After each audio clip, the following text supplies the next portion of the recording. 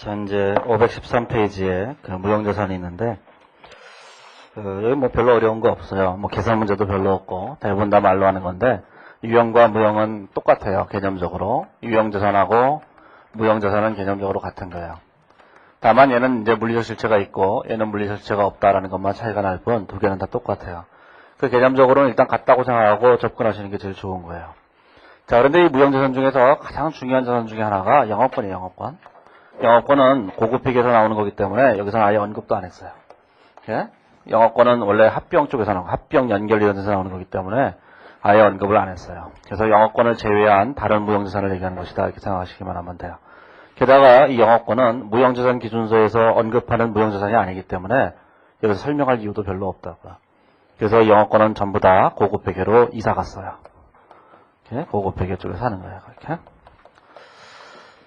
자, 그러면 이제 뭐 513페이지에 오면 자, 무형자산이 있는데, 자, 무형자산에는 어떤 것들이 있는가라는 건데 한번 그냥 읽어보시고 거기 돼 있죠. 이러한 이해는 그리고 두 번째 문단에 컴퓨터 소프트웨어, 특허권, 저작권 쭉 돼 있죠.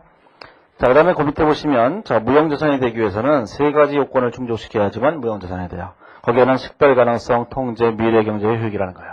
자, 무형자산의 요건이 있는데, 자, 요건에는 세 가지가 있는 거예요. 첫 번째가, 자, 식별 가능성이라는 게 있어요. 식별 가능성. 자, 그 다음에, 통제라는 게 있죠. 통제. 그 다음에 미래 경제적 효익이라고 하는 이 세 가지를 모두 충족시켜야 돼요. 경제적 효익이라고 하는 거, 이 세 가지를. 자, 그러면 이제 식별 가능성이라는 건 뭐냐면은, 그 뒤에 가보시면 나오는데, 식별 가능성은 다음 중 하나에 해당하는 경우 식별 가능하다 했죠. 자, 첫 번째 자산이 분리 가능해야 돼요. 분리 가능하다는 얘기는 그거 하나만 별도로 떼어낼 수 있어야 돼요. 기업으로부터. 자, 그게 이제 식별 가능성이에요. 자, 두 번째로는 자산이 계약상 권리 또는 기타 법적 권리로부터 발생해야 돼요. 자, 둘 중에 하나만 충족시키면 무조건 식별 가능하죠. 자, 식별 가능하다는 거는 개념적으로는 이렇게 생각하면 돼요. 떼어내서 팔 수 있다. 이거예요. 그게 식별 가능성이에요. 그러면 그 밑에 참고해 보면 영업권과 식별 가능성에 대한 얘기를 얘기했는데, 자, 이 식별 가능성이라고 하는 것이 있는데, 영업권이라고 하는 무형자산이 있는데, 이 영업권은 식별 가능하지가 않아요. 식별 가능하지 않다는 얘기는 영업권만 떼어내서 팔 수 없다는 뜻이에요. 영업권만 떼어내서 팔 수 없다는 얘기는 무슨 얘기냐면, 예를 들자면 이런 거죠. 예를 들자면 이런 거예요. 이게 어떤 기업이 있다고 한다면 어떤 기업이 있겠어요. 예를 들어서 뭐 떡볶이집이 있다. 신당동 마봉님 할머니 떡볶이가 있어요. 마할머니 있어요. 이 잔혹한 할머니, 딸한테도 안 가르쳐준다는, 며느리한테도 안 가르쳐준다는, 가만히 있어봐, 이 할머니, 마봉님 할머니 집 있잖아요. 이렇게 신당동에. 할머니 집 모르세요?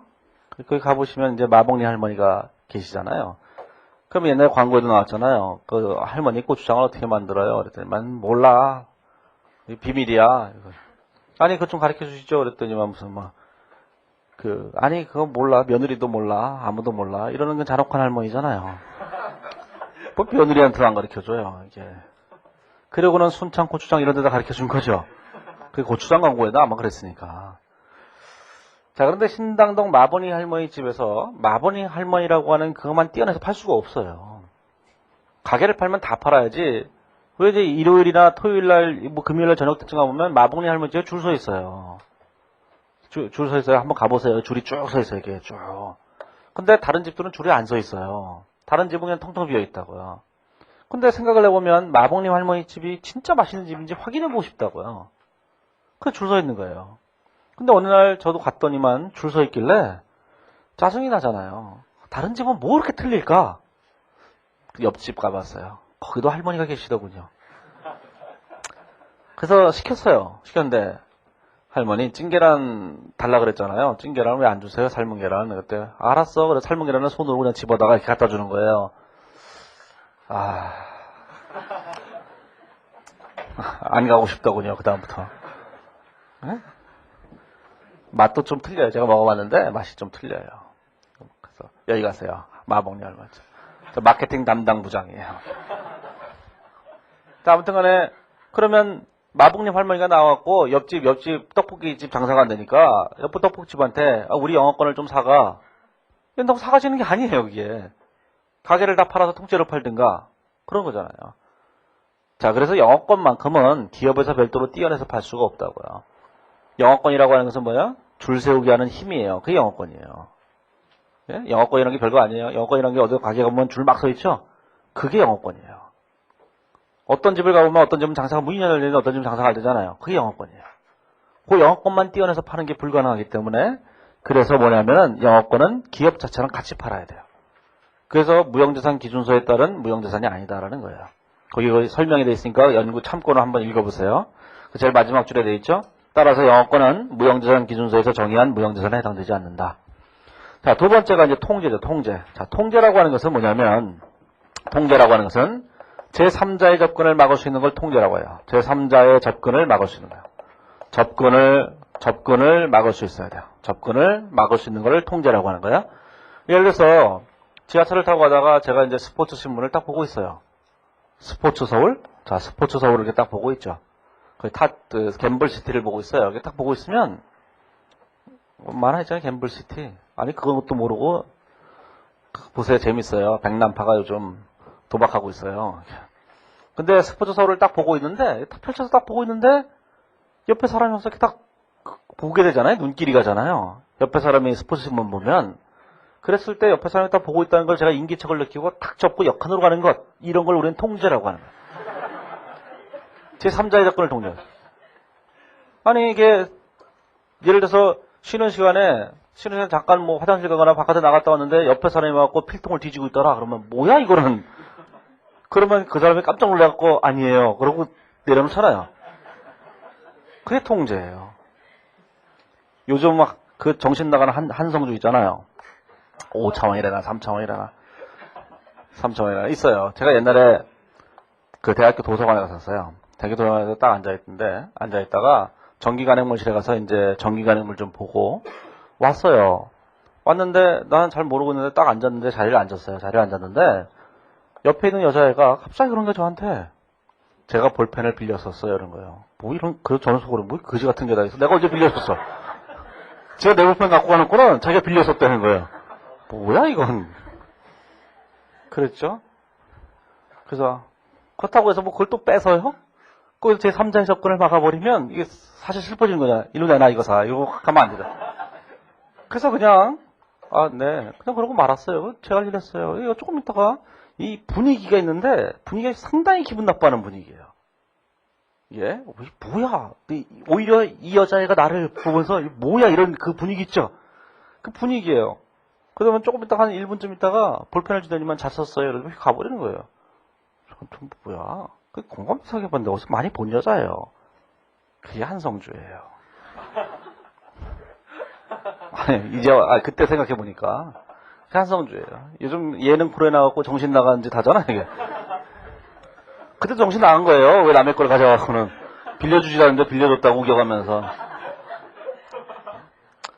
근데 연예인들은 좀 아는 척을 해줘야 돼요. 제가 그때 너무 철이 없어갖고 좀 아는 척을 해줄 걸. 이거 한성주 씨 아니세요? 사인을 이렇게 해줬어야 되는데 내가 너무 철없이 뭐야 이거는 이러니까 절친 호텔 나가야 되겠죠 둘이. 자 아무튼 간에 자 그 제3자의 접근을 막을 수 있는 걸 뭐라고 하느냐 통제라고 한다는 얘기야. 그런데 솔직한 얘기로 이 무형자산을 통제하는 게 참 불가능하죠. 굉장히 어려워요. 눈에 안 보이는 걸 어떻게 통제를 하겠어요. 이게 굉장히 어렵다고요. 굉장히 어려우니까 어쩔 수가 없어요. 대부분의 이 무형자산들이 법적 권리가 된다고 그러다 보니까. 이게 그래서 법률의 보장을 받아야 된다고요. 자, 그래서 일단 거기 보시면 가로 1번에 오면 자, 시장에 대한 지식과 기술적 지식, 가로 2번에 오면 숙련된 종업원과 교육훈련, 가로 3번에 보면 특정 경영력과 기술적 재능, 가로 4번 고객과의 관계와 고객의 충성도 이렇게 되어 있죠. 자, 시험에 다 출제했었어요. 객관식 문제로 다 말로 하는 문제로 맞다 틀리다 다 구분하셔야 돼요.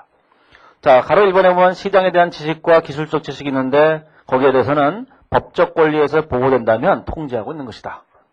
이게 뭐예요? 가끔씩 직원들이 그 기술 유출했다고 막 그러잖아요. 외국으로 빼돌리고 막 이러잖아요. 그런 거예요. 그런 거를 법적으로 통제하고 법적 권리에서 보호받는다면 통제하고 있는 거고 그렇지 않다면 통제하지 못하고 있다는 뜻이에요. 읽어보시면서 그냥 맞다 틀리다만 구분하시면 돼요. 515페이지에 보시면 숙련된 종업원과 교육훈련이 있는데 거기에 대해서는 충분한 통제를 갖고 있지 않다는 거예요. 왜냐하면 종업원이 숙련된 종업원이 됐어요. 처음 들어왔을 때는 아주 멍청했는데 이거잖아요. 군대잖아요. 군대도 회사잖아요. 근데도 회사인데 열심히 해갖고 다 병장을 만들어놨어, 이게. 병장을 만들어놨고 이제 좀 총을 쏠만한데 얘가 그러는 거예요, 이게. 나 회사를 옮기고 싶다고. 네? 어제 GOD의 김태우도 회사를 옮겼잖아요. 이직률이 굉장히 높아요. 이렇게. 들어오기도 잘 들어가요. 나가기도 잘 나가고. 그러면 GOD의 걔가 그랬잖아요. 떠난다고. 그럴 때 막을 수가 없잖아요. 태우야, 왜 그러니? 하면서 붙들고서 여기에 그냥 평생 살아라. 이렇게 해버리면 이게 안 되는 거잖아요. 그렇죠?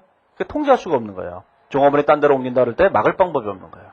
그래서 숙련된 종업원은 회사에서 진짜 필요한데 이 종업원이 딴 데 간다고 할 때 막을 방법이 없어요. 그래서 통제할 수 없는 거예요. 예? 자, 세 번째로 경영능력과 기술적 재능이 있는데 거기 보시면 경영능력이나 기술적 재능도 그것을 사용하여 경제이익을 확보하는 것이 법적 권리에서 보호되지 않거나 기타 요건을 충족하지 않는다면 일반적으로는 충족하지 못한다. 특정 경영능력이나 기술적 재능 이렇게 됐죠. 그래서 그런 것도 특정 경영능력을 갖고 있는 사람도 옮기겠다 그러면 할 수 없는 거예요. 옮겨가는 거죠, 이게. 자, 4번에 보시면 고객과의 관계와 고객의 충성도가 있는데 그거는 법적 권리나 그것을 통제할 기타 방법이 없다면 충분한 통제를 갖고 있지 않다. 이렇게 되는데 다 똑같은 얘기예요, 기본적으로는. 근데 거기 보시면 그 밑에 뭐라고 되냐면은 계약에 의하지 않은 고객과의 관계를 교환하는 거래는 통제할 수 있다는 증거를 제공한다. 이렇게 돼 있어요. 근데 거기 보시면 계약에 의하지 않은 고객과의 관계가 뭘 말하냐? 이게 국제유전에 무슨 얘기인지 안 써 있어요. 저도 한참 생각해봤는데 계약에 의하지 않은 고객과의 관계라는 게 도대체 뭔지, 그걸 교환한다는 게 뭔지 모르겠어요. 솔직히 밝히면 몰라요, 진짜로. 아무리 생각해도 도대체 계약에 의하지 않은 고객과의 관계가 뭐예요, 도대체? 근데 거기까지는 이해를 해요. 그러면 계약에 의하지 않은 고객과의 관계는 고객과의 친근함이겠죠? 그걸 교환한다는 건데요? 그걸 어떻게 교환한다는 게 도대체? 혹시 우리 자료를 빼돌리는 게 아닐까요? 오늘 갑자기 이상한 데서 저희 회계 사무실로 안내장이 와요. 좋은 땅이 있다고. 좋은 땅이 있다 그러면 저기다가 누구 회계사님 이래갖고 와요. 제 주소를 알 리가 없잖아요. 이걸 빼돌리는 걸 얘기하지 않을까 이런 추측을 하는데, 예를 들어 공인회계사에서 공인회계사 명부가 있거든요. 이 명부를 이제 팔면 꽤 돈이 돼요. 회원들한테만 주는 거니까 이 자식들은 회원들한테도 안 줘요. 아무튼 간에 그 공인회계사 다른 회들은 다 줘요. 세무사회나 이런 거 다 주는데 공인회계사회는 회원 명부를 안 줘요. 그럼 미친놈의 단체가 다 있어요. 오늘 갑자기 회원 명부를 어느 해부터 안 주기 시작하는 거예요. 한 2007년부터 회원 명부 안 줘? 그랬더니만 돈 주고 사라는 거예요. 제가 그런 얘기를 했어요. 이 거지 같은 새끼들. 동네 조기 축구에도 회원 명부를 준다. 그쵸? 그것 줘야 되는 거잖아요. 다른 건 안 줘도. 공인회계사회 개혁해야 돼요. 그래서 오죽했으면 저희 사무실의 사무장이 그렇게 했어요. 공인회계사회를 탈퇴하고 세무사회 가입하고 싶다고. 그래서 모든 유료 자료는 세무사회에서 사요. 공인회계사회에서는 다 돈 주고 사려니까. 물론 거기도 돈 주고 사는데 회원이 돈 주고 사면 괜히 아깝잖아요. 그러니까 회원이 아닌 사람이 돈 주고 사면 별로 안 아깝잖아요. 어차피 딴 데서 사는 거니까. 그래서 저희는 세무사회에서 다 돈 주고 사요. 회계사회하고는 거래 안 해요. 자, 아무튼 간에, 무슨 얘기인지 잘 모르겠어요. 진짜로 모르겠어요.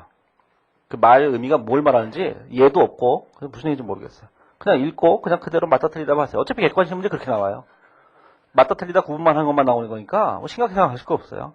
그냥 그게 맞다, 이런 것만 아시면 돼요. 맞는 문장이라는 것만. 자, 그 다음에, 그 밑에 보시면, 자, 미래경제효익이 있는데, 미래경제효익이라고 하는 것은 그 무형자산이 우리에게 돈을 가져다 준다. 그런 얘기예요. 기업에 현금 유입을 가져다 주는 거예요. 그게 미래경제 효익이죠. 자, 뒤로 넘어가 보시면, 자, 이제 이렇게 됐어요. 자, 무형자산의 분류가 있는데, 무형자산에는 거의 동그라미 1, 2, 3, 4, 5, 6, 7 이런 것들로 분류된다. 그런 얘기죠. 그냥 가벼운 마음으로 읽어보시면 되고, 자, 그 밑에 보시면, 자, 무형자산의 인식과 특정이 있는데, 인시요건이 있어요. 자, 인시요건이 뭐가 있죠? 인시요건은 항상 인식 기준은 항상 뭐예요? 항상 세 가지죠. 원래는 두 가지죠. 제일 처음에 뭐예요? 정의를 충족시켜야 된다. 이게 제일 먼저 있는 거잖아요, 무조건. 얘를 충족시킨 상태에서는 두 가지가 있는 거잖아요, 항상. 그렇죠? 미래경제효익의 유익 가능성이 높다. 신뢰성 있는 측정이 가능하다. 두 가지가 항상 돼야 되는 거잖아요. 그래서 무형자산에서도 똑같은 얘기가 또 쓰여져 있는 거예요. 그래서 혹시라도 문제에서 무형자산의 인식기준을 써라 그러면 이렇게 쓰면 되죠. 유형자산의 인식기준을 써라 그래도 이렇게 쓰면 되죠. 아무나 써라 그러면 다 이렇게 쓰면 돼요. 근데 쓰라고 할 때 부채를 쓰라 그랬는데 유입 가능성 이렇게 쓰면 안 되죠. 부채만 유출 가능성 이렇게 바꿔버리면 되는 거예요. 그렇죠? 그건 다 똑같은 거예요. 그렇죠? 그래서 인식 기준을 외워두는 게 필요한 거예요. 항상 다 똑같은 얘기니까. 자, 517페이지 오면 이번에 원가의 측정이 있는데, 자, 원가의 측정에서 중요한 얘기는 이 원가라는 것이 취득 원가를 말하는 거거든요. 이 취득 원가. 그러면 이 취득 원가를 측정하는 데 있어서, 원가를 측정하는 데 있어서 이것이 무형자산하고 무엇이 틀리겠어요? 유형자산하고 무형자산이. 유형자산과 무형자산은 기본적으로 똑같은 거예요. 그러니까 이걸 개별적으로 공부한다고 생각하지 말고 차근차근 하나씩 읽어가시면서 아, 이게 유형자산과 같은 거구나. 다른 거구나. 이런 구분만 하면 되는데 대부분 다 같을 거예요. 별로 신경 쓰지 말고 그냥 쭉 읽어보세요. 다 같은 거예요. 전부 다. 이게. 자, 그래서 전부 다 같은 것이기 때문에 거기 보시면 그 517페이지에 있는 거기 동그라미 1번과 동그라미 2번 있죠. 개별 취득의 구입가격 2번 자산을 의도한 목적으로 사용할 수 있도록 준비하는 데 직접 관련된 원가 이런 얘기였는데 이런 얘기가 뒤에 다 있어요. 뒤에가 아니라 유형자산 쪽에도 똑같은 얘기가 있었다고요. 어디 있었냐면은 유형자산 쪽에서도 어디 있었냐면은 거기 보시면 363페이지에 보면 있었어요. 363페이지에 보면 유형자산의 원가는 다음과 같이 구성된다 이렇게 돼 있죠. 363페이지하고 517페이지를 한번 비교를 해보세요. 그러면 363페이지에 보면 뭐라고 됐어요? 유형자산 쪽에서 동그라미 1번 관세 및 환급 불가능한 취득 관련 세금을 가산하고 매입 할인과 리베이트 등을 차감한 구입가격. 517페이지에 오면 동그라미 1번에 구입가격 가로 열고 가로 닫아 써놨죠. 똑같은 얘기예요. 자, 그 다음에 517페이지 동그라미 2번 자산을 의도한 목적으로 사용할 수 있도록 준비하는 데 관련된 원가. 363페이지에 오시면 동그라미 2번에 관련된 원가 이렇게 되죠. 내용이 같은 거예요. 물론 세부적인 내용은 조금씩 틀릴 수 있어도 유형자산에 보면 뭐가 있어요? 설치원가 이런 게 있어요. 무형자산은 설치하는 게 아니에요? 안 보이는 걸 어떻게 설치를 해요? 그러니까 거기에는 설치원가라는 표현이 없는 것일 뿐이에요. 그렇죠? 대부분 다 같은 얘기라는 생각을 하시고 같다는 생각을 가지고 읽어보셔야지만 무형자산에서 공부할 분량이 막 줄어드는 거라고 이게. 그냥 같다고 생각하세요. 그냥.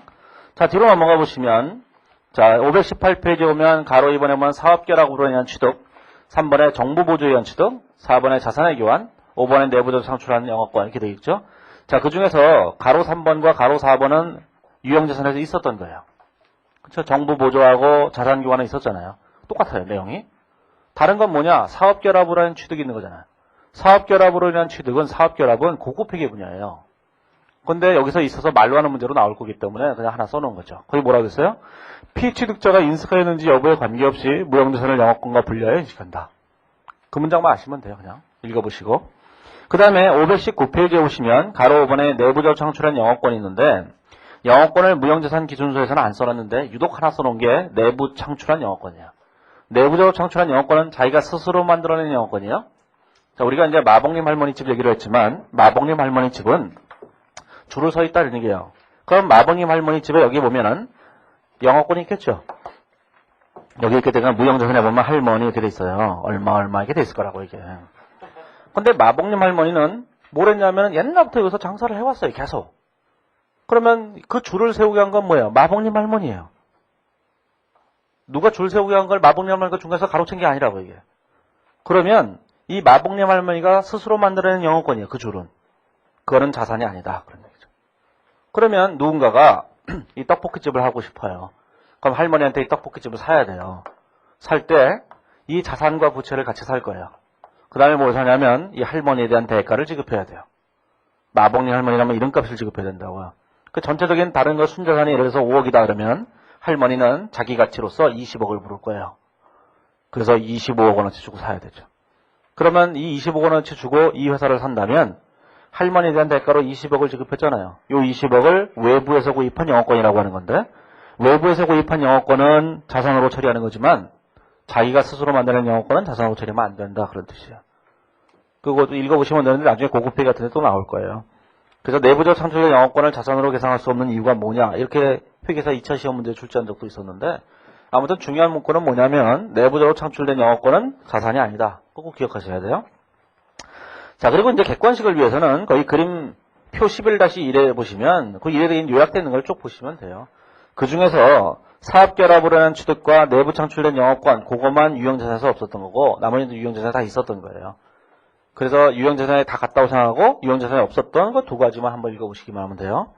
자, 519페이지에 보시면 자 유형요소와 무형요소의 일괄구입이라는 게 있어요. 자, 유형요소와 무형요소의 일괄 구입이라는 게 뭐냐면은 이걸 말하는 거죠. 자, 이제 예전에 그 재화나 용역을 공급하는 경우에 대해서 얘기했었죠. 자, 재화나 용역을 이렇게 공급하는 거에 대해서 얘기했잖아요. 이렇게 동시에 공급하는 거에 대해서 얘기하면서 주된 것을 따라간다는 얘기 했잖아요. 유형자산과 무형자산도 똑같은 거예요. 유형과 무형이 이렇게 동시에 있을 때, 동시에 있어요, 이렇게. 자, 동시에 있을 때 언제나 주된 걸 따라가는 거예요. 그러면 거기 보시면 뭐라고 되어 있냐면 이렇게 되어 있죠. 자, 유형의 요소와 무형의 요소를 모두 갖고 있는 자산은 어떤 요소가 더 중요한지를 판단해서 처리하는 것이다.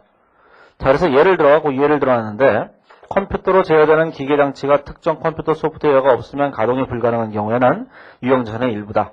그런데 하드웨어가 일부가 아닌 소프트웨어는 무형자산으로 처리한다. 이렇게 되어 있죠. 그 밑에 줄을 달아놨는데, 각주 5번에 그 유형자산의 일부로 처리하는 유형자산으로 처리하는 것은 각주에 보면 윈도우 XP나 윈도우 비스타가 속한다. 이렇게 얘기했고, 그 다음에 별도의 무형자산으로 처리하는 것은 아래 한글이나 엑셀을 말한다. 이렇게 얘기했어요. 그럼 뭐냐면은, 우리가 컴퓨터를 사요. 자, 컴퓨터를 PC를 이렇게 사거든요. 노트북을 사요.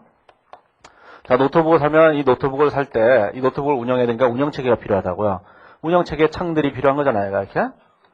저 창들이 있잖아요. 창들 XP도 있고 비스타도 있죠. 이렇게. 그러면 자, 요게 없으면 노트북이 운용되지가 않아요. 자, 그렇다면 얘네들은 뭐냐? 이 유형자산의 일부다 이런 얘기죠. 전체를 다 뭘로 처리하냐면 노트북으로 회계 처리하는 거예요. 유형자산으로. 자, 그런데 우리가 이제 엑셀이 필요해서 엑셀을 또 샀어요. 엑셀을 돈 주고 또 샀다고요. 근데 이 엑셀이 없어도 이 노트북을 운영하는 데는 아무 지장이 없어요. 다만 엑셀을 사용하지 못할 뿐이죠. 그렇다면 이 엑셀을 사는데 들어가는 돈은 뭐예요? 별도의 무형자산이다. 그런 뜻이에요. 그렇죠? 그러니까 그 유형자산을 운영하는데 필수적인 것들은 전부 다 그 유형자산으로 가는 거고, 필수적이지 않은 이런 것들은 별도로 사는 거니까, 우리가 그러니까 컴퓨터를 살 때 별도로 돈 주고 사야 된다 이렇게 생각하는 것들은 다 별도의 자산이에요. 엑셀 아래 한글 이런 거죠. 가끔 뭐 끼워주기도 하고, 일부는 뭐 그냥 어둠의 세계에서 깔아주기도 하지만, 그런 거 아니라 실제로 다 돈 주고 사야 되는 거잖아요. 이게. 그렇죠? 자, 그 얘기를 하는 거예요. 유형 요소와 무형 요소의 일괄 구입하게 되면 언제나 더 중요한 요소를 따라다니는 것이다. 이렇게 생각하시면 돼요. 자, 520페이지에 보시면 자, 원가 모형이 있어요. 자, 이제 원가 모형이 있는데 이 유형자산, 무형자산도 유형자산과 마찬가지로 뭐가 있겠어요? 원가 모형과 재평가 모형이 있는 거예요. 이렇게. 이 재평가 모형에 대해서는 여기는 유형자산이 워낙 중요하게 많이 했으니까 여기서는 별도로 설명하지 않았어요. 어차피 뭔 차이만 있는 거예요? 그냥 눈에 보이냐 눈에 안 보이냐 이 차이밖에 없는 거니까 유형자산과 무형자산은 어차피 같은 거거든요. 그래서 여기서는 원가 모형에 대한 얘기만 했다고요. 이렇게. 뒤에 재평가 모형은 간단하게 쓰고 말았어요. 자, 원가 모형에서 제일 먼저 뭘 해야 되냐면 내용연수를 정해야 되죠. 근데 이 무형자산은 내용연수가 두 가지로 나눠져요. 유한한 경우와 비한정인 경우로 나눠져요. 자, 이제 내용연수가 이렇게 나눠진 거예요. 무형자산은 자, 무형자산의 내용연수는 유형자산과는 달라서 무형자산이 있는데, 자, 무형자산의 내용연수는 첫 번째 유한한 경우와 두 번째 비한정인 경우 이렇게 두 가지로 나눠진다고. 이렇게. 자, 유한하다는 얘기는 무슨 뜻이냐면은 내용연수가 일정 기간이 지나면 소멸된다 그런 뜻이에요. 유형자산인 경우에는 전부 다 유한해요. 유형자산은 물리적 실체가 다 사라져버리기 때문에 언젠가 자동차를 사고 나면 자동차가 운행이 안 될 거 아니겠어요? 건물을 짓고 나면 건물도 언젠가는 사라져버리죠. 다 무너져버릴 거예요. 그렇기 때문에 그런 걸 유한하다고 얘기하는 거예요. 근데 무형자산은 물리적 실체가 없어요. 아예. 물리적 실체가 아예 없으니까 사라지지 않는다고요. 다만 그것이 경제적 효익을 가져다주는 기간이 일정한 기간 내에 있는 것인지 아니면 그 기간을 우리가 모르는 것인지. 비한정이라고 하는 것은 무한을 말하는 건 아니에요. 무한이라고 하는 것은 얘가 무한대 기간 동안에 간다 이런 얘기인데 무한을 얘기하는 것이 아니라 내용연수는 있는데 모르겠다는 뜻이에요. 그게 비한정이에요. 그러니까 유한이라고 하는 것은 내용연수가 몇 년인지 알겠다는 거고 비한정이라고 하는 것은 내용연수가 몇 년인지는 우리는 모르지만 아무튼 몰라요. 아무것도. 그걸 비한정이라고 하는 거예요. 자, 그래서 521페이지에 보시면 521페이지에 뭔가 이 그림 11-1에다가 이렇게 써놨죠. 내용연수가 유한한 경우와 비한정인 경우로 나왔는데 유한한 경우는 내용연수를 걸쳐서 삼각하는 것이지만 비한정인 경우에는 삼각하지 않고 정기적으로 손상평가를 하는 것일 뿐이다. 삼각하면 절대로 안 돼요. 비고에 뭐라고 써있어요? 무한하다는 뜻이 아니다. 절대로. 무한이 아니에요. 무한. 예? 그래서 비한정은 삼각을 하는 게 아니다. 하는 거예요. 대신 뭘 해야 돼요? 손상검사만 하는 거예요. 손상검사만. 이렇게 비한적인 무형자산의 가장 대표적인 예가 영업권이에요. 영업권이에요. 영업권이죠. 영업권. 영업권은 이제 무형자산 기준서에 따른 무형자산이 아니라고 얘기했지만 이 영업권은 내용연수가 비한정이에요. 비한정이라고 얘기는 이 마복님 할머니가 도대체 우리 한국인들을 도대체 언제까지 줄 세울지 우리는 잘 모르겠는 거예요. 언젠가는 줄이 멈출 것 같긴 한데 그게 언젠지 우리는 모르는 거예요. 그게 비한정이죠. 우리 한국인들은 진로라는 술에 다 미쳐 있잖아요. 언제까지 미칠지 우리는 잘 모르겠는 거예요. 이게. 네? 어디 가서 소주 한 병 주세요. 그럼 다 진로를 줘야 돼요. 요즘 가끔씩 처음처럼 달라고 그러는 사람 있지만 그들도 처음으로 돌아갈 거예요. 아니 뭐 진로도 처음처럼도 이게 점유율이 막 이렇게 올라갔다가 다시 이게 하향 추세에 있는 거 아니겠어요. 진로. 네? 우리는 영원히 진로만을 찾아요. 이렇게. 그런 거예요. 그 우리가 찾는 거 있잖아요. 전자제품을 사면 삼성을 사야만 된다 이런 생각 있잖아요. 삼성 제품이 좋아서 사는 거 아니에요. 물론 좋아서 사시는 분들도 있겠지만 삼성 제품이 좋아서 사는 게 아니라 AS가 좋기 때문이죠. 금방금방 AS를 해주기 때문에. 그래서 사는 것일 뿐이에요. 예? 다른 데는 AS가 잘 안 되잖아요. 물론 LG는 뭐 그래도 되는데 사실 우리가 핸드폰 사는데 저기 어디에요? 뭐 사보세요 어디. 이름 없는데 어디 가서 사보세요. 옛날에 VK 이런 거 사보세요. AS 센터에서 찾느니 사는 게 더 나아요. AS 센터가 뭐 VK 뭐 여러 가지 제품 이게 결합되어 있잖아요. 사실 동네 전파사인데 바깥에 이렇게 하나 붙여놓은 거잖아요. 이게. 이런 전자제품을 팔 때는 AS 센터가 진짜 중요한 거라고 이게 이렇게. 이것만 더 만들어놔야 되는데 여력이 안 되니까 이거 안 만들고 물건부터 만들잖아요. 원래는 AS 센터부터 구축해놔야 되는데 AS를 잘해주면 금세 될 텐데. 자, 그래서 영업권이 가장 대표적인 비한정인데 생각하는 게 아니다라는 거죠. 자, 그래서 이건 뭐 그렇다고 생각을 해보시고. 자, 우리는 이제 여기서는 유한한 얘기만 하는 거죠. 자, 그러면 그 내용연수라고 하는 것은 520페이지에 보시면, 박스에 보시면 내용연수를 정해놨어요. 자, 내용연수란 경제적 내용연수와 법적 내용연수는 짧은 기간에 걸쳐서 생각을 하셔야 돼요. 자, 이제 유한한 경우에는 자, 둘 중 짧은 기간이다 이렇게 얘기했어요. 둘 중 짧은 기간. 하나는 경제적 내용연수고 또 하나는 자, 법적 내용연수예요. 법적 내용연수죠. 자, 둘 중 짧은 기간을 쓰는 거죠. 자, 우리가 경제적 내용연수라고 하는 것은 무엇을 말하냐면 저기서 얘기하는 세 가지 무형자산의 요건 중에서 미래 경제적 효익이 유입되는 기간을 말하는 거예요.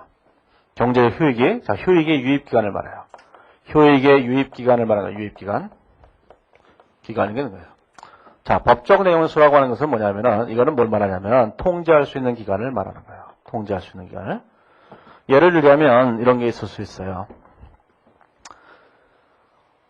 자, 우리가 이제 책을 하나 쓴다고 생각해 보세요. 책을. 예를 들어서 이제 예전에 그 코난 도일의 소설이 있어요. 코난 도일의 소설이 있잖아요. 코난 도일의 예를 들어서 명탐정 혼접 시리즈 있어요. 홈즈. 그게 만화로도 나왔잖아요. 명탐정 코난이라 갖고 남도일이잖아요. 그 코난 보시면서 그게 무슨 뜻인지 몰랐어요? 명탐정 코난 남도일 이렇게 된 거예요. 코난 도일 소설가요. 그러면 코난 도일 소설은 계속 팔려나갈 거예요. 끊임없이. 근데 저작권이라고 하는 것은 기한이 존재하거든요. 저작권이라고 하는 것은 그 사람이 죽은 이후 50년인가 몇 년 동안 보장해줘요. 그 이후에는 이제 마음대로만 써줄 수 있는 거예요. 그러면 예, 몇 년 전만 하더라도 이 코난 도일 소설은 한 개의 출판사에서만 출간이 돼 나왔어요. 그런데 어느 날 저작권이 소멸하면서 뭘 했냐면은 모든 출판사가 다 출간했다고. 한 3년 전인가 4년 전쯤인가 우리나라에는 코난 도일 소설의 홍수였어요. 모든 출판사가 다 만들어냈다고. 왜 그러냐면 저작권이 끝났기 때문이거든요. 자, 이런 생각을 해보세요. 자, 이 경제적 내용연수라고 하는 것은 무엇을 말하냐면 이 코난 도일의 소설이 언제까지 팔릴 것이냐는 거예요. 저작권이 끝나는 것에 관계없이 얘는 계속 팔려나가는 거예요. 앞으로 몇 년이 더 팔릴지 모르죠. 그렇죠? 계속 팔려나가는 거예요. 계속. 자, 이거를 우리는 뭐라고 하냐면 경제적 내용연수라고 얘기하는 거죠. 자, 그런데 자, 법적 내용연수라고 하는 것은 뭐냐면은 어떤 출판사가 코난 도일 소설에 대한 저작권을 갖고 있어요. 국내 판권을. 자, 그런데 이 국내 판권에 대한 이 저작권이 딱 끝나게 되면, 끝나기 전까지는 다른 출판사가 만들어내면 고발할 수가 있다고 해요. 하지 말라고. 그런데 저작권이 끝나게 되면 이걸 통제할 방법이 없는 거예요. 만들지 마라 그러면 네가 뭔데 이러고 만들어요. 그렇죠? 그러면 이 법적 내용연수라고 하는 것은 통제할 수 있는 기간을 정하는 거예요. 자, 그 둘 중에서 짧은 기간 동안에 생각하는 거예요. 언제나. 예? 자, 그 다음에 오른쪽에 가보시면 그래서 이제 521페이지에 오면은 저 예제 1번에 기준서에 나와 있는 얘기가 있는데 이 별개의 상황들이다 하게 돼 있죠. 자, 이제 취득한 고객 목록이 있는데, 여기서 이제 무슨 얘기를 하고 있는 거냐면은, 무형자산의 내용 누수를 결정하고, 그러한 결정에 근거한 후속 회계처리를 설명하라, 이렇게 얘기했어요. 기준서에 나와 있는 거기 때문에, 말로 하는 문제로 나올 수도 있고 이래서 그냥 써놓은 거예요. 참고로 한번 보시기만 하면 되는데, 예를 들어서 이렇게 돼 있죠. 1번에 취득한 고객 목록 있죠. 직접 우편 발송 광고회사가 고객 목록을 취득하고, 당해 고객 목록 정보로부터 적어도 1년, 그러나 3년을 넘지 않는 기간 동안 효익을 얻을 수 있을 것으로 기대된다. 이랬다고 해보세요. 고객 목록을 취득했는데 거기에 대해서 효익을 갖게 된다는 거예요. 1년이나 3년 동안. 근데 거기 보시면 뒤에 보시면 해답이 뭐가 됐어요? 고객 목록은 그 내용 연수에 대한 경영진의 최선의 추정 기간 동안에 상각되는 것이다. 이렇게 얘기했죠. 그 얘기는 이 회사가 고객 목록을 입수했다는 거예요. 무슨 얘기냐면 광고회사가 어느 갑자기 전화가 오잖아요. 핸드폰에 문자가 오잖아요. 그쵸? 그 핸드폰의 문자를 도대체 누가 보내는 거예요, 도대체? 누군가가 팔아먹었다는 거잖아요.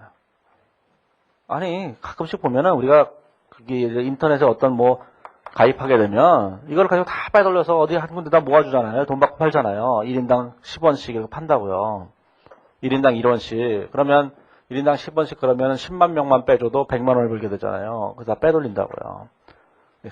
돈 주고 샀다 그 얘기예요, 그걸. 그게 뭐 불법 행위가 아닌 나라도 있을 거 아니겠어요. 국제 기준은 전 세계가 걸 얘기하는 거예요. 우리만 얘기하는 게 아니라. 그러면 이걸 돈 주고 샀겠죠? 뭐 적법하게 돈 주고 샀을 수도 있어요. 그러면 100만 원을 주고 샀다 그러면 이것에 대한 효익이 1년, 또 최대한 3년을 넘지는 않는다. 어떻게 할 거냐? 생각해야 된다는 얘기죠. 이것이 가져다주는 효익이 가져다주는 기간이 있을 거예요, 틀림없이. 그게 거기 예를 들어 18개월 이렇게 돼 있잖아요. 이게 1년 동안 효익을 가져준다 하면 1년 동안 하면 되고 2년 동안 가져준다 하면 2년 동안 하면 되고 18개월이면 18개월 동안 하면 된다. 그런 뜻이에요. 이게. 자, 그 다음에 뭐 다른 것도 있어요. 다른 것도 한번 읽어보시면 되는데 가로 3번 같은 거 보시면 취득한 저작권으로서 취득한 저작권이 뭐예요? 다른 사람의 저작권을 내가 돈 주고 샀다는 거예요. 취득한 저작권으로서 50년의 법정 잔여 연수가 있다는 얘기죠.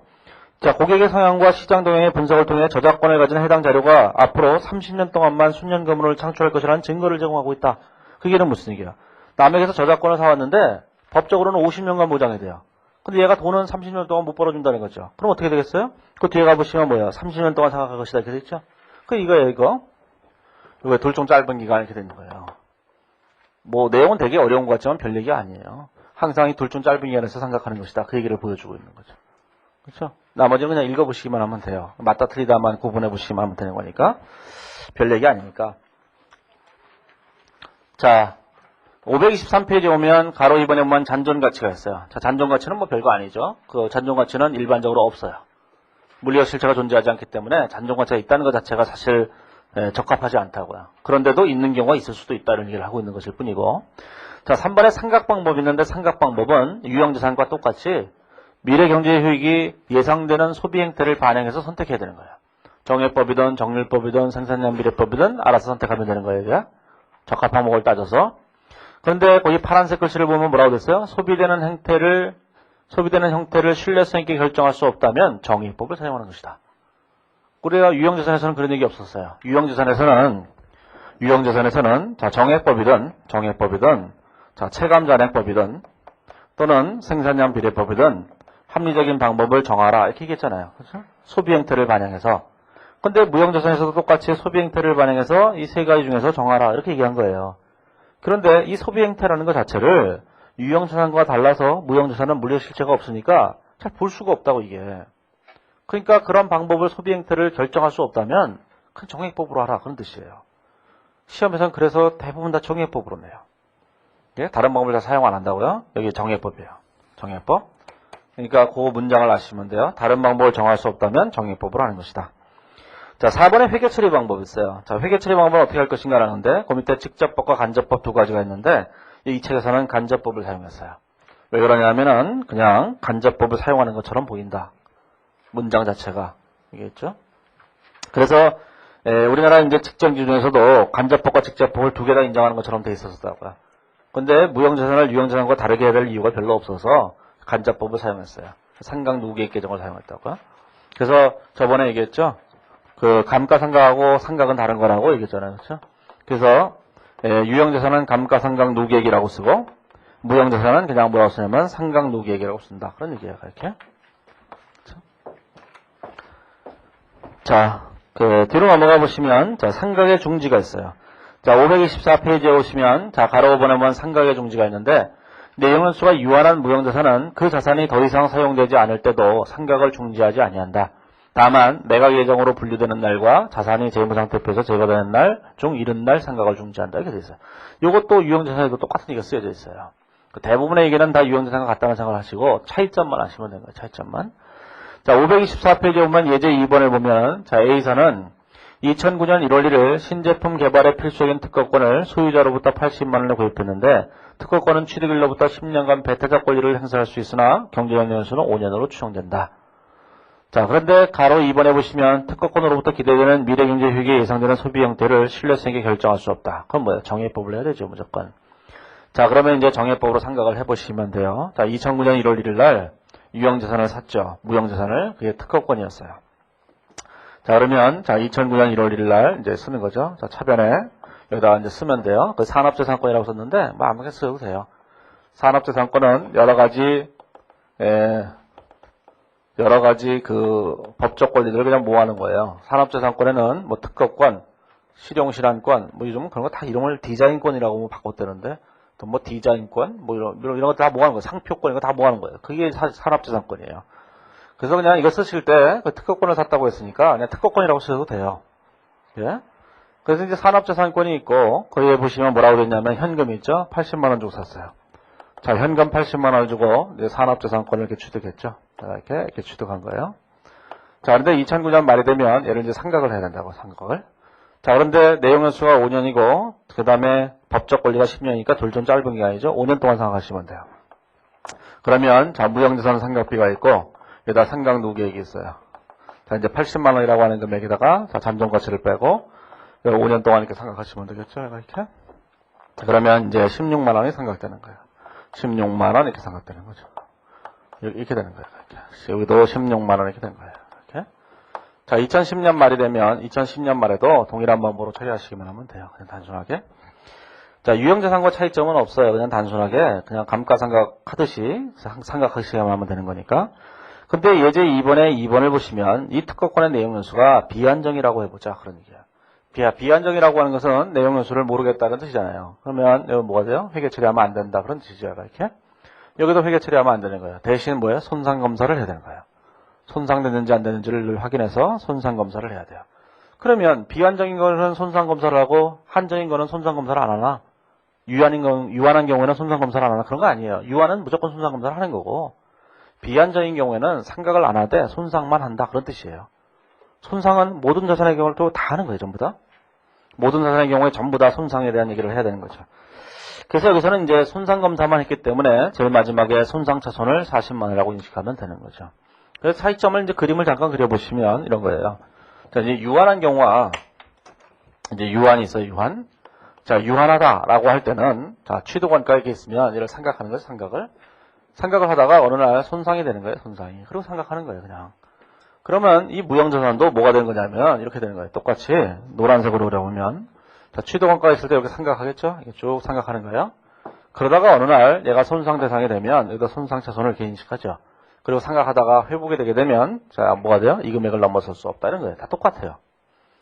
자, 무형자산과 유형자산의 차이는 뭐밖에 없어요? 보이냐 안 보이냐 이게 차이밖에 없기 때문에 우리가 요 금액을 손상차손 얘를 손상차손 환입 이렇게 인식하기만 하면 되는 거예요. 이게 이제 유한이죠. 자, 비한정이라면 어떻게 됐어요? 비한정이라면 상각을 아예 안 하는 거예요. 상각을 안 하니까 얘가 이렇게 되겠죠. 이렇게. 그렇죠? 어느 날 얘가 손상되겠죠. 손상. 이게 손상인 거예요. 손상. 그렇죠? 얘가 다시 이렇게 돼서 다시 회복되고 이러는 거죠. 자, 그러면 비한정이라는 거는 것은 뭐하고 똑같은 거예요? 그냥 토지다 이렇게 생각하면 돼요. 생각하지 않는 것일 뿐이에요. 손상은 모든 자산에 걸쳐서 다 하는 거예요. 전부 다. 이게. 자, 그 다음에 그 525페이지에 오면 재평가 모형이 있는데 유형자산하고 다 똑같아요. 구체적으로 읽어보실 필요도 없어요. 그냥 유형자산하고 다 동일하다 이 생각만 하시면 그걸로 충분한 거예요. 그 다음에 526페이지에 오면 6번에 무형자산의 제거와 손상이 있는데 그것도 역시 유형자산하고 다 똑같은 거예요. 그러니까 똑같은 거를 굳이 읽어가시면서 뭐 고민하실 필요 없어요. 그냥 같다 이걸만 끝나는 거예요. 전부 다. 자, 527페이지에 보시면, 자, 7번에 비용의 인식이 있는데, 그 비용의 인식을 보시면, 거기는 네 가지가 있어요. 사업계 시원가, 교육훈련비, 광고선전비, 조직개편비 네 가지가 있는데, 네 가지는 전부 다 뭐예요? 전부 다 비용으로 처리하는 것이다. 가끔씩 객관식 문제로 나와요. 주관식에서는 별로 중요한 게 아닌데, 그 네 가지는 다 비용 처리하는 것이다. 하는 거죠. 그것만 아시면 돼요. 자, 이제 528페이지에 오시면, 이제 이번에 내부적으로 창출된 무형자산이 있어요. 자, 내부적으로 창출된 무형자산이 있는데, 528페이지에 보면은, 자, 이제 연구 단계와 개발 단계로 나왔어요. 자, 내부적으로 창출된 무형자산이라는 게 뭘 말하냐면은, 이런 걸 말하는 거예요. 우리가 이제 무형자산이라고 하는 것은 대부분 이제 특허권이나 이런 거를 취득하고 이러는 건데, 회사에서는 연구소가 있어요, 연구소. 자, 연구소가 있으면 연구소 안에서 여러 가지 지출들이 있게 돼요. 그러면 연구소에서 어떤 지출들이 있다고 할 때 이것들이 신기술이나 또는 어떤 지식이나 이런 것들을 만들어낸다고요, 이렇게. 자, 그런 것들이 신기술이나 신지식 같은 것들이 굉장히 회사의 미래 경제 이익을 가져다 줘요. 그거를 내부적으로 창출된 무형자산이라고 얘기하는 거예요. 그러면 내부적으로 창출된 무형자산에 대한 얘기를 할 때 일단 이 연구소에서는 모든 활동을 두 가지 단계로 나눠요. 연구 단계와 개발 단계 딱 두 가지로 나눈다고. 자, 그러면 여기서 뭐라는 거냐면 모든 것을 연구 단계하고 자, 개발 단계하고 이렇게 딱 두 가지로 이렇게 나누는 거예요. 개발 단계하고 이렇게 두 가지로 나눠요. 반드시 이렇게 나누는 거예요. 자, 그러면 연구 단계하고 개발 단계로 무조건 나누는데 연구하고 개발이라는 말의 표현을 보면 연구는 그냥 노는 것 같은 거죠. 연구소에 가보면 뭐 현미경 들여다보고 있는데 그게 연구인데 보면은 저 자식 뭐 현미경만 보고 놀고 있는 것처럼 보이잖아요. 그게 연구예요. 개발이라고 하는 것은 느낌상으로 뭐냐면 뭔가 만드는 것 같아요. 이게 국어학적인 의미를 생각해 보세요. 그래서 개발이라고 하는 것은 뭔가 이렇게 계속적으로 뭔가 만들어내는 형태, 이런 걸 개발이라는 느낌이 가잖아요. 그러면 그거랑 똑같아요. 연구라고 하는 것은 아직 상용화되는 어떤 제품을 만들기가 아직까지 시간이 한참 걸린 거예요. 근데 개발이라고 하는 것은 이제 곧 상용화되는 단계까지 왔어요. 조금만 더 하면 이제 제품화되는 거예요, 이게. 성공할지 안 할지 그건 그다음 문제고. 이런 걸 개발 단계라고 얘기한다고.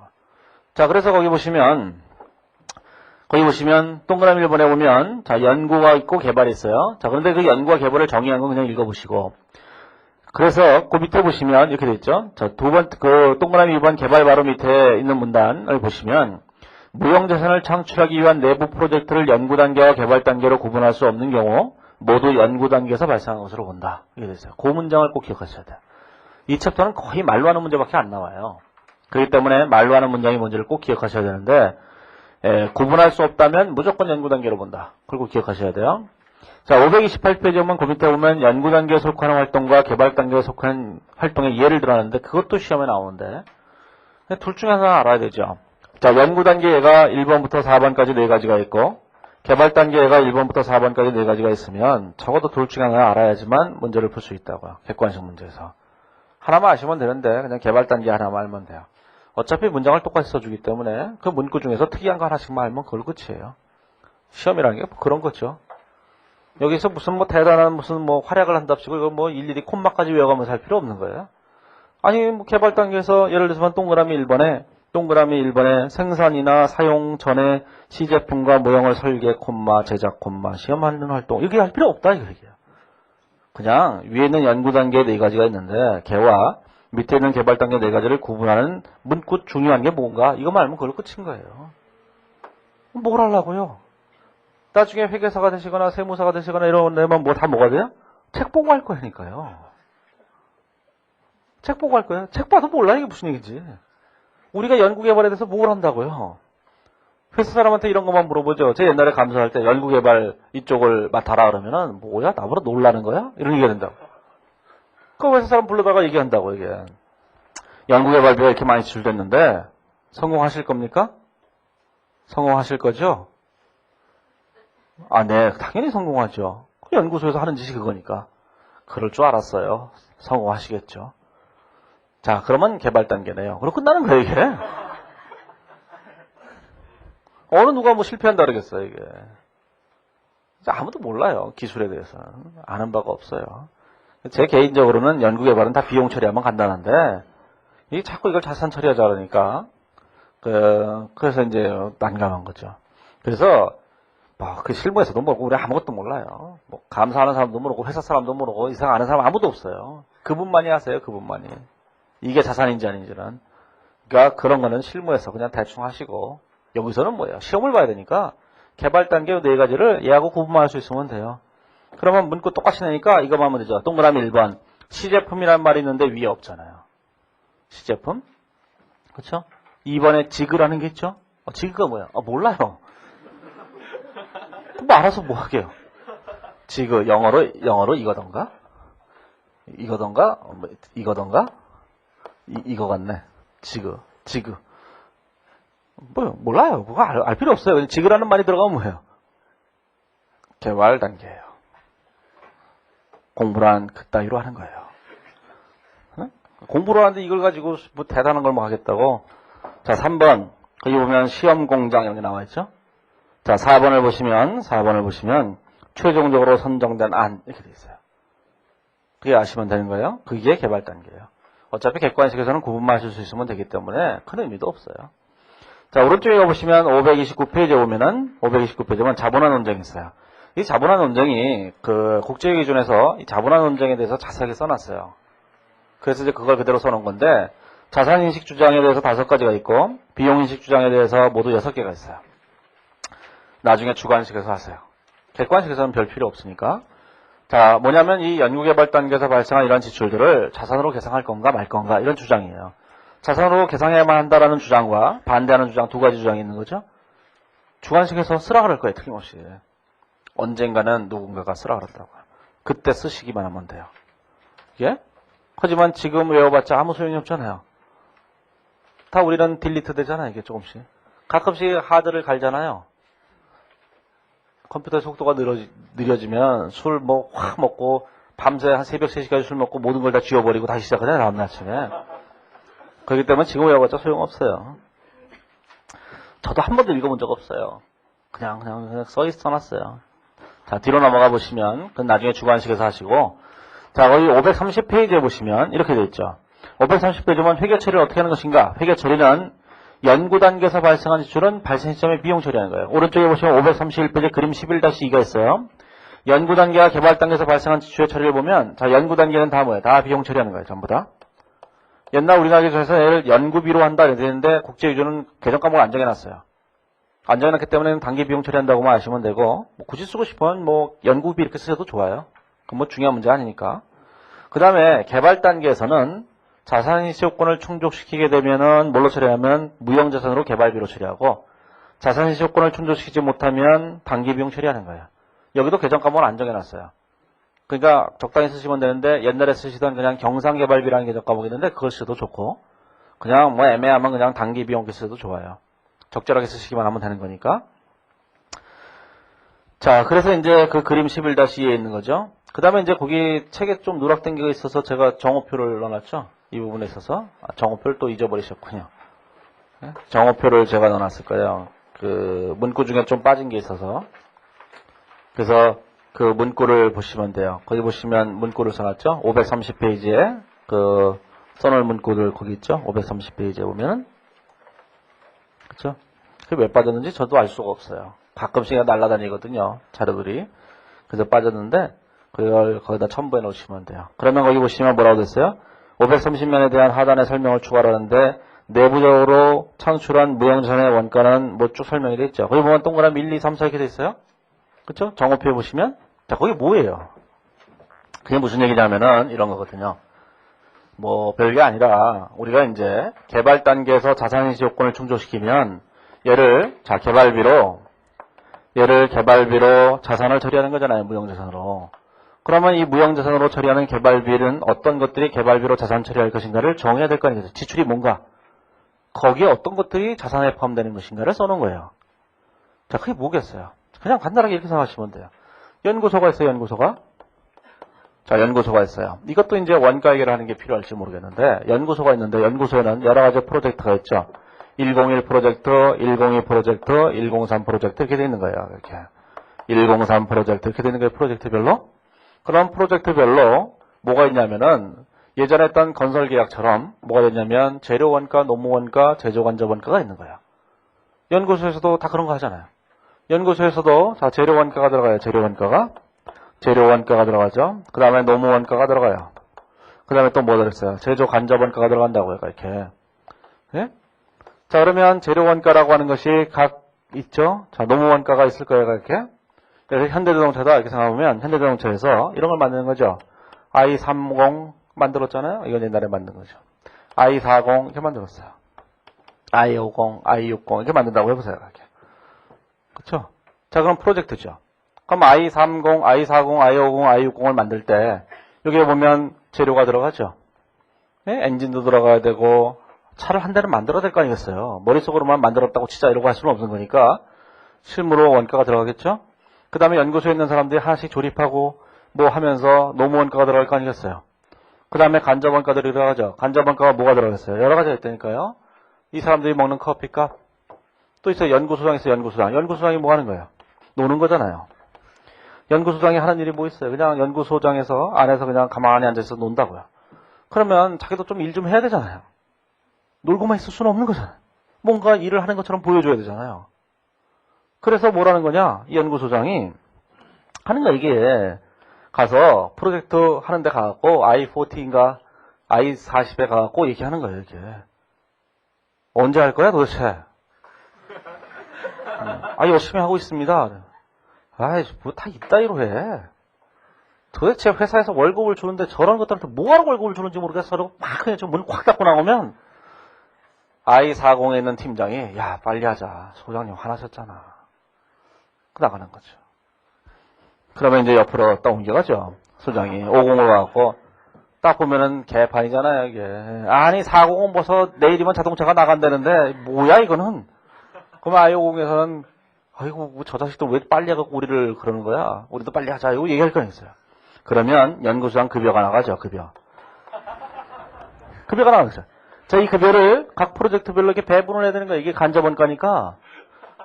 그 어떤 방법으로 배분하겠어요? 각 프로젝트 하는데 가서 소리친 그 데시벨 이런 걸로 배분하는 거예요. 적당하게.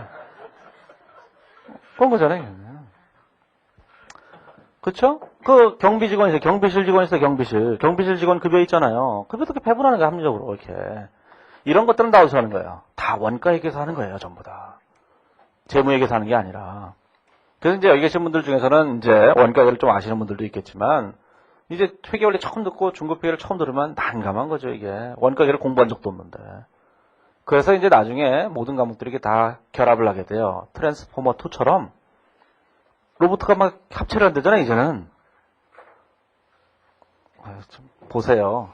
트랜스포머 2 여기 보면은 예고편에 나와요. 이제 로봇들이 막 합체를 한다는 거야, 합체를.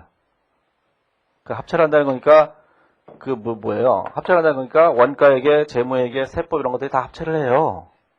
그럼 이쪽 지식이 여기도 이용되고 이쪽 지식이 여기에 이용되고 막 이러는 건데 지금 여기 계신 분들 중에서 이런 얘기가 잘 이해가 안 되시는 분들은 아직 원가 얘기를 안 해서 그런 거예요. 그렇기 때문에 이게 무슨 얘기인지 모르지만 원가 얘기를 딱 하고 난 다음에 다시 이 얘기를 보면 뭐 이건 너무 당연한 거예요. 예?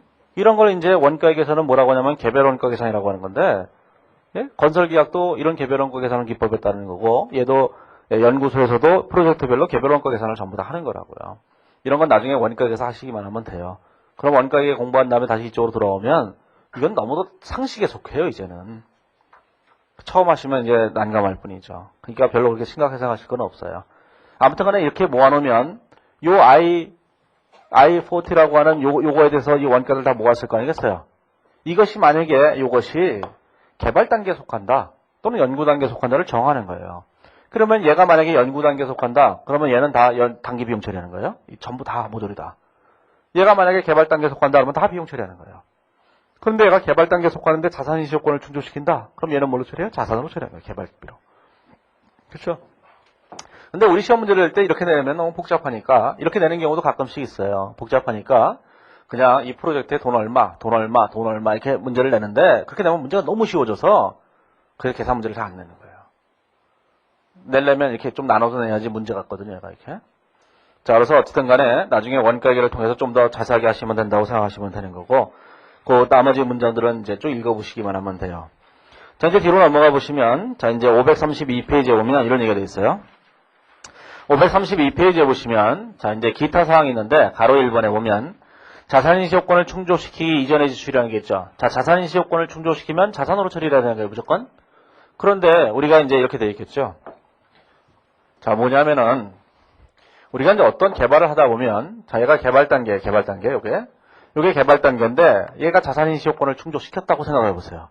그러면 자산인시 요건을 충족시키는 것이 특정 시점이 돼야지만 자산인시 요건을 충족시켜요. 자산인시 요건이라고 하는 것은 거기 보시면 531페이지에 있는 제일 이용한 거 참고해 보시면 개발 단계 자산인시 요건이 모두 6개가 있어요. 그것도 나중에 주관식에서는 아셔야 되는 건데, 그 6가지 요건인데 그 6가지 요건을 모두 다 충족시켰을 때 자산으로 처리하는 거예요. 531페이지에 있어요. 531페이지에 보면 거기 참고해 보면 거기 나오죠. 개발 단계 자산인시 요건.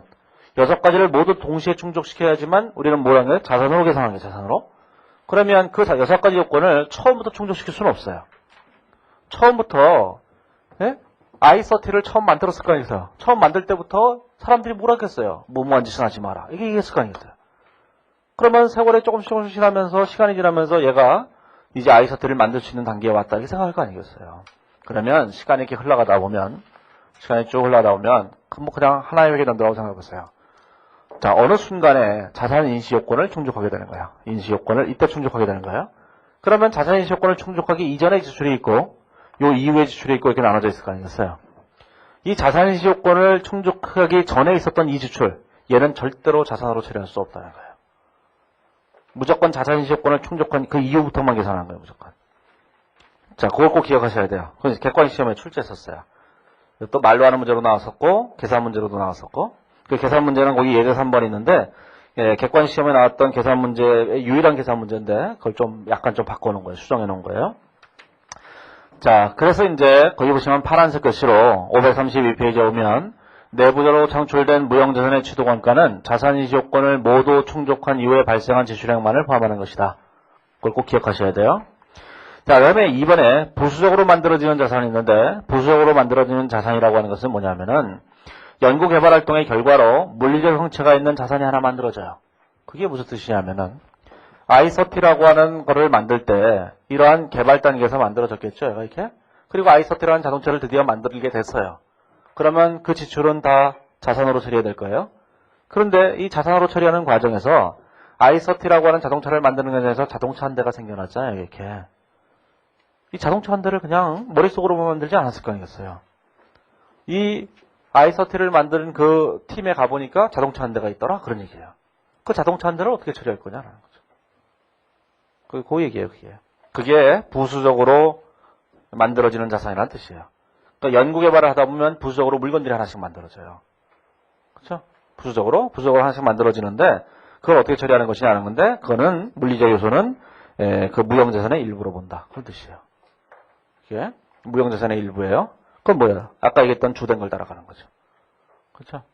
예, 그것도 다 시험에 출제했었어요. 자, 그러면 532페이지에 있는 한번 문제를 보시면 이렇게 돼 있죠. 532페이지 문제를 보면은, 자, 예제 3번 있는데, 자, 프로젝트 X와 프로젝트 Y 두 가지가 있어요. 모두 개발 단계에 해당한다, 이렇게 얘기했죠. 자, 그러면 프로젝트 X와 프로젝트 Y가 있는데, 자, 프로젝트 X가 있고, 자, 프로젝트 Y가 있죠. 자, 우리가 이제 이렇게 돼 있어요. 자, 자산인시 요건을 언제 충족시켰냐면은, 자산인시 요건을 거기 세 번째 줄에 보시면 7월 1일 날 충족시켰어요. 자, 7월 1일 날 자산인시 요건을 충족시켰다고요. 자, 프로젝트 X는 자산인시 요건을 충족시켰는데 Y는 충족시키지 못했잖아요. 자, 프로젝트 Y에 대해서는 모든 지출을 다 비용 처리하시면 돼요. 상반기, 하반기 따지지 말고 다 합쳐보면 얼마 되냐면 5만 원이 되죠. 5만 원을 전부 다 비용 처리하면 되는 거예요, 전부 다. 근데 프로젝트 X는 상반기 지출액이 얼마냐면 4만 원이고 하반기 지출액이 3만 원이죠. 자, 4만 원이고 이게 3만 원인 거예요, 이렇게. 자, 자산인시 요건을 이때부터 충족시켰으니까 얘는 자산으로 처리하는 거예요, 자산으로 개발비로 처리하고 얘는 단기 비용 처리해야 된다, 그런 뜻이에요. 따라서 비용 처리할 금액이 얼마냐면 요만큼이 비용 처리할 금액이죠. 그리고 자산 처리할 금액은 30원이 되는 거예요. 자, 그 다음에 거기 보시면, 자, 가로 2번에 보시면 프로젝트 X와 관련하여 12월 31일 현재 특허권을 취득했다 그랬죠? 자, 특허권을 취득했는데, 자, 특허권을 취득한 얘기를 하기 전에 이제 이렇게 된 거죠. 여기 보시면, 자, 요걸 보시면 요거부터 먼저 회계 처리해 보시면 이렇게 되겠죠. 자, 현금으로 얼마가 나갔어요? 자, 꼭 현금으로 나간 것만은 아니지만 한 12만 원이 나갔죠, 이렇게. 자, 이 중에서 얘는 자산으로 처리를 해야 돼요. 그럼 얼마죠? 얘는 개발비죠. 개발비로 무형자산 처리하니까 30원이야. 나머지 90원은 뭐냐? 단기 비용 처리하는 거예요. 이렇게. 계정과목을 적절히 정확히 모여서 그냥 단기 비용이라고 썼어요. 그냥 경상개발비 이렇게 쓰셔도 좋고 옛날처럼 그냥 적당하게 쓰세요. 예? 자, 그래서 개발비 그 다음에 단기 비용 이렇게 처리했죠. 근데 가로 2번에 보면 2009년 12월 31일 현재로 특허권을 취득했는데 특허권 취득과 관련하여 변리사 수수료 15,000원이 지출됐다. 15,000원이 지출됐죠? 자, 그러면 이렇게 돼 있어요. 자, 현금으로 얼마가 더 지출됐냐면, 자, 15,000원이 지출됐는데, 15,000원을 여기다가, 자, 산업재산권이라고 쓴다. 이런 얘기예요. 재산권, 자, 15,000원이라고 이렇게 쓰는 거예요. 이렇게. 자, 이렇게 쓰시기만 하면 돼요. 자, 그러면 이런 생각을 하실 수 있어요. 요 개발비가 있는데, 요 개발의 결과로 산업재산권을 취득을 한 거예요. 틀림없이. 그러면 요 개발비로 되어 있는 요 30원이라는 금액을 요 산업재산권으로 대체할 필요가 있는가 이런 생각을 해보실 필요가 있는데 국제기준은 아무 얘기도 없어요. 대체하라는 얘기도 없고 대체해서 안 된다는 얘기도 없고 아무 얘기도 없어요. 아무 얘기도 없는데 그냥 얘기할 필요는 없는 거잖아요. 그냥 우리도 아무 얘기 없는 것처럼 그냥 조용히 있으면 조용히 넘어갈 거예요. 괜히 뭐 떠돌아갖고 뭐 좋을 일이 뭐 있겠어요. 아무 얘기도 없어요. 우리나라 옛날 기준에서는 대체할 수 없다 이렇게 돼 있었는데 국제기준은 아무 얘기도 없어요. 아무 얘기도 없어서 여기도 아무 얘기도 안 한 거예요. 모른 채 하고 있는 거예요. 그냥 놔두시면 돼요. 그냥 있는 것만 그냥 하시면 돼요. 예?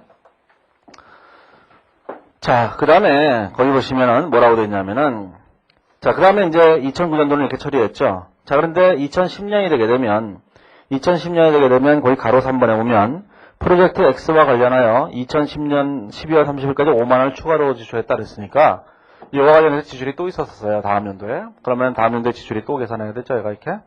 그러면 여기다 개발비로 자산을 또 처리하는 거예요. 이렇게. 그렇죠?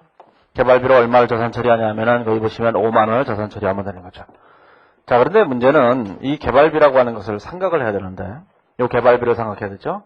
산업재산권도 생각을 해야 돼요. 언제부터 생각하냐면은 사용 가능한 시점부터 생각하는 거예요. 무조건. 뭐 유형자산이나 무형자산이 다를 거 없어요. 사용 가능한 시점부터이기 때문에 이 개발비는 언제부터 사용이 가능하겠어요? 개발이 완료돼야 그 다음부터 사용할 수 있는 거잖아요. 그렇죠? 개발이 완료돼야지 아이서티가 굴러다녀야 사용하는 거잖아요. 그러니까 얘네들은 2009년, 2010년 12월 30일 날 개발을 완료했다니까 2011년 1월 1일부터 사용하는 거 아니겠어요? 그러니까 이 개발비는 생각할 금액이 없는 거고 산업재산권은 별도의 무형자산이니까 얘는 생각을 해야 된다고요. 그래서 2009년 말에 취득을 했으니까 2010년도분을 생각해야 되는데 거기 532페이지에 보시면 뭐라고 되냐면 이 특허권의 법률상의 배타적 권리가 10년간 보장되지만 경제적 효력은 3년간으로 추정된다 이렇게 돼 있죠. 경제적 연수와 법적 연수는 짧은 기간을 한다. 그래서 3년 동안 생각하는 거예요. 그래서 3년 동안 생각해서 차변의 무형자산 상합비, 대변의 상강조개 이렇게 처리하시기만 하면 돼요. 자, 그 뒤에 뭐 보론이 있는데 그런 건 뭐 보시지 마세요. 뭐 웹사이트 원가 이런 것도 있는데 우리 인터넷에 보면 웹사이트 있잖아요. 그거 어떻게 처리하냐 이런 얘기인데 뭐 알아서 하겠죠, 지들이. 우리가 뭐 그런 것까지야. 자, 그래서 이제 이렇게 처리하시면 되는데 자, 아셔야 될 거는 뭐냐면 이 무형자산이라고 하는 것이 거의 대부분 말로 하는 문제라는 거예요. 계산 문제는 딱 2번 출제했었는데 2번 출제했었어요. 그 중에 한 번이 거기 있는 예제 3번과 비슷한 거고 예제 3번이에요. 그냥 3번이 나왔다고 생각하면 돼요. 그냥 얘가 출제됐다고 생각하면 그걸로 간단해요. 자, 그 다음에 또 하나의 문제는 거기 이제 객관식 문제 3번이 있어요. 3번 손상이거든. 손상인데 자, 아까도 말씀드렸지만 손상이라는 게 뭐겠어요? 손상이 그냥 이거거든요. 이게 손상 별거 아니에요. 그냥 이렇게 하면 되겠죠. 네? 환입액 이만큼 이거 계산하면 되는 거잖아요. 무형자산과 유형자산의 차이는 아무것도 없어요. 우리가 물리적 실제가 보이냐 안 보이냐의 차이예요. 하지만 우리가 시험 문제를 풀 때는 차이가 아예 없죠. 다 안 보이니까. 우리가 문제 풀 때는 유형자산은 안 보여요. 그리고 문제 풀 때는 아무 차이도 없는 거예요. 그냥 유형자산과 무형자산은 그냥 똑같은 거예요. 그렇기 때문에 이 챕터가 왜 이렇게 짧으냐? 유형자산은 이미 다 했기 때문에 여기서 할 얘기가 없는 거예요. 만약에 여기서 똑같은 얘기를 쓰게 되면 유형자산과 같은 두께의 얘기도 또 필요하죠? 재평가만 다 얘기해야 된다고. 그 똑같은 얘기를 해서 뭐 하겠어요? 다 같은 건데. 그래서 이 무형자산을 공부하실 때는 유형자산과 같은 거다라고 무조건 생각하시고 공부하시기만 하면 돼요. 이 무형자산에서 가장 중요한 거는 개발비가 아니라 고급회계에서 공부하게 될 영업권이에요. 영업권. 예? 영어권 합병이라고 합병. 합병하는 과정에서 영어권이 생겨요. 이렇게. 그래서 그쪽은 합병에서 더 중요한 거라고. 여기서는 뭐 그냥 그 정도로 아시기만 하면 돼요. 자, 여기까지 하고 잠시 쉬었다가 그 12장에 있는 금융부채부터 얘기를 하죠.